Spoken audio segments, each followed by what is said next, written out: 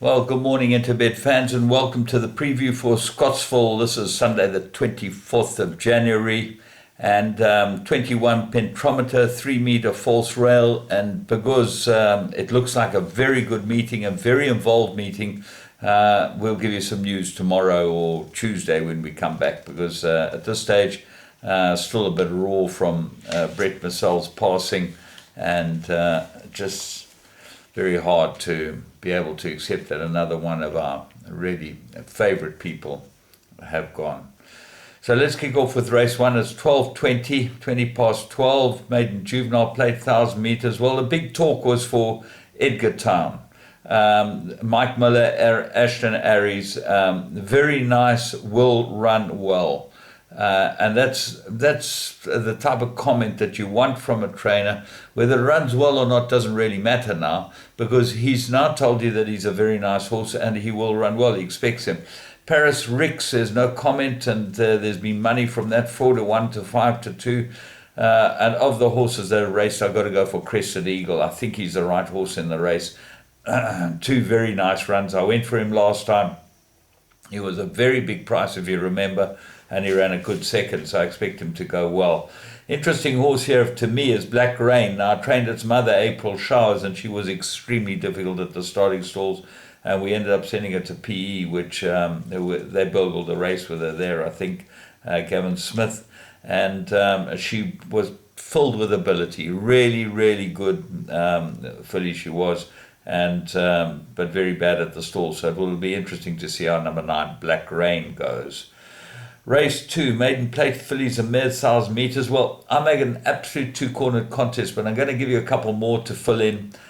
Star Act could get into the play, second run, and his first run was very good. So I expect it to go to improve. There's scope for improvement on Star Act. And Flying the Star improved and showed some pace last time, and the stable looks like it's in a bit of form, so that will go well. But you've got to look at English Princess, who's the blinker strike, and she's got enough form to believe that if the blinkers get her to concentrate, she should be able to win.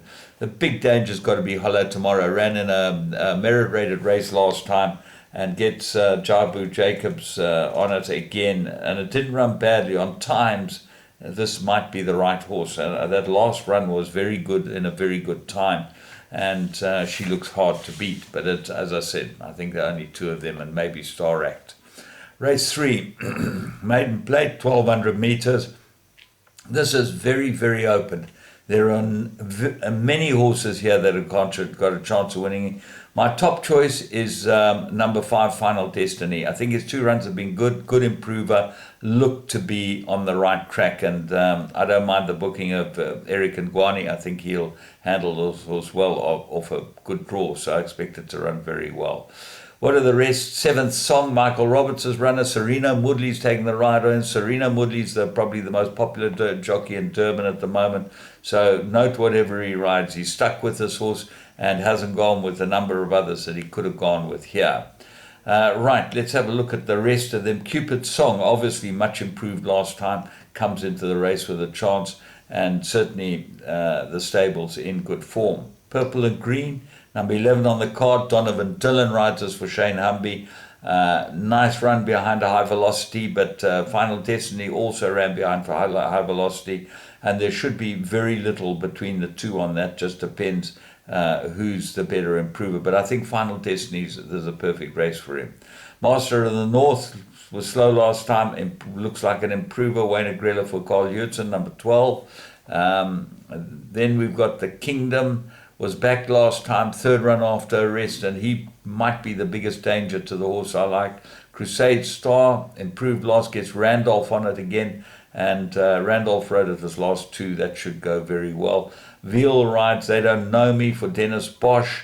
One good run, couple of good runs further back. Go and have a look at that one's form.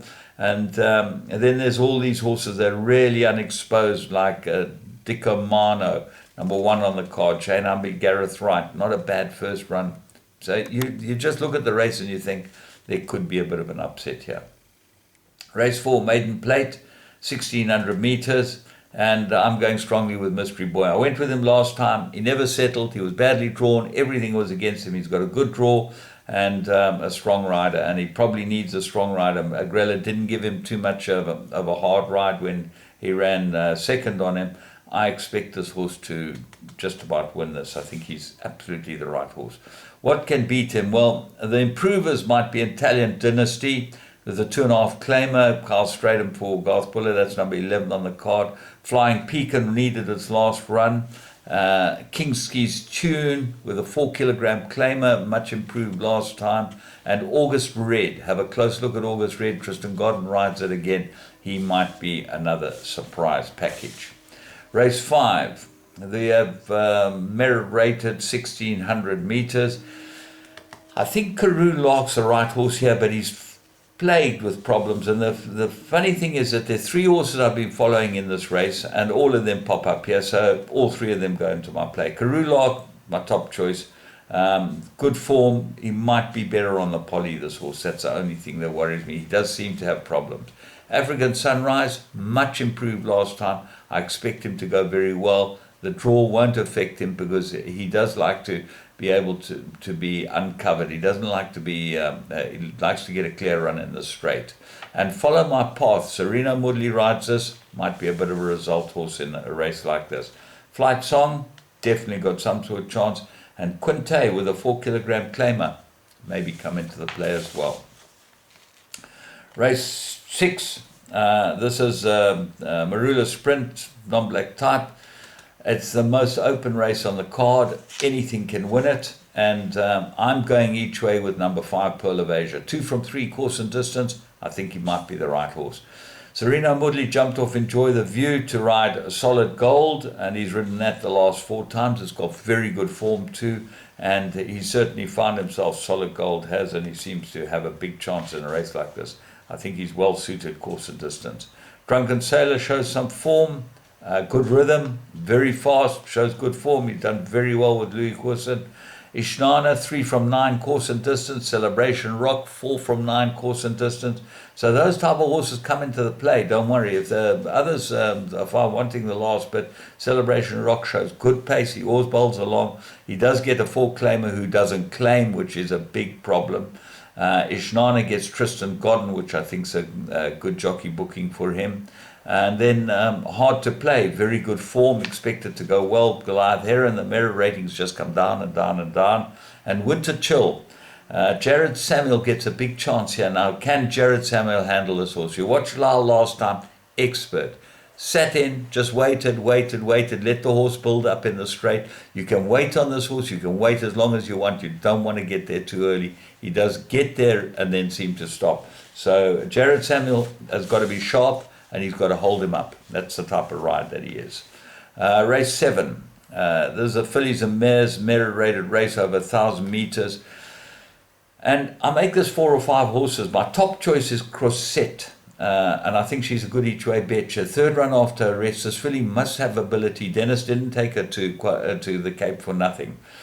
Deep Thought, Peter Muscat's runner, number 13's got good form. Donovan Dillon rides. Right, Solar Flare. Shows good pace. This is a perfect race for it, and expect it to go well. Now, a couple of the roughies. Wildly in Love, 2 from 6. The blinkers are on this, and gets a claimer, 4 kilogram claimer. So have a close look. 2 from 6. He's only one on the grass, Wildly in Love, and the stables come into some very hot form. See My Vision, 2nd run down in KwaZulu-Natal. Look for big improvement from her. Then you look at the 3-year-olds. You've got It Must Be Love.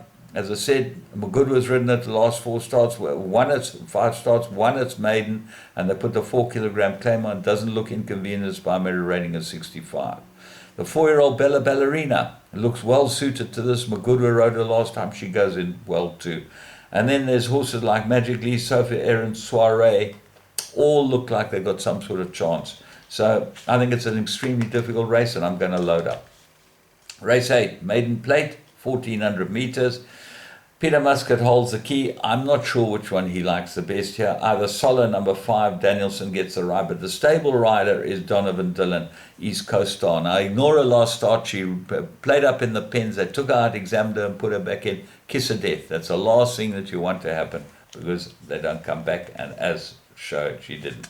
The starter, good form, comes back from a break, and that seems to be it. I can't find anything else there. So all in all, a very interesting card at Scottsville, and we should have some very nice results. I've gone through the form pretty well, and for all you Interbet players, structure your exotics. It should be a good day. There should be some money in it.